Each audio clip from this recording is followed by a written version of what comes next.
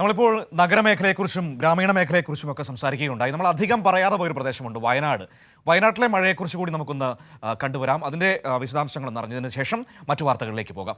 വയനാട്ടിൽ മഴ തുടരുകയാണ്. കഴിഞ്ഞ 24 മണിക്കൂറിൽ 67 മില്ലിമീറ്റർ മഴയാണ് ഉണ്ടായത്. ബത്തേരി, വൈത്തിരി താലൂക്കുകളിലായി 5 ദുരിതാശ്വാസ ക്യാമ്പുകളും തുറന്നിട്ടുണ്ട്. ലക്കിടിയിലാണ് ഏറ്റവും ഉയർന്ന മഴ.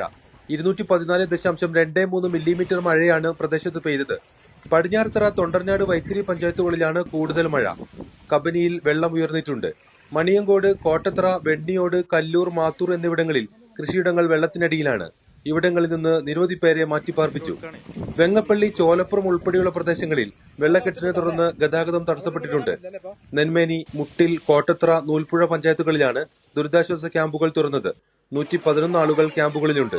3 താലൂക്കുകളിലും കൺട്രോൾ റൂമുകളും തുറന്നു. കാര്യമായ അപകടങ്ങൾ റിപ്പോർട്ട് ചെയ്തിട്ടില്ല. മരം വീണും ഇലക്ട്രിക് പോസ്റ്റുകൾ മറിഞ്ഞു വീണും പലയിടത്തും ഗതാഗതം സ്തംഭിക്കുകയും വൈദ്യുതി വിച്ഛേദിക്കപ്പെടുകയും ചെയ്തിട്ടുണ്ട്. മരം ബൈക്കിന് മുകളിൽ വീണ് ഇതിനിടെ ഒരാൾക്ക് പരിക്കേറ്റു. തൗരിമല കുന്താണിയിലെ സനിത് സഞ്ചരിച്ച ബൈക്കിന് മുകളിലേക്ക് റോഡരികിലെ മരം കടപുഴകി വീഴുകയായിരുന്നു. ഇദ്ദേഹത്തെ ആശുപത്രിയിൽ പ്രവേശിപ്പിച്ചു.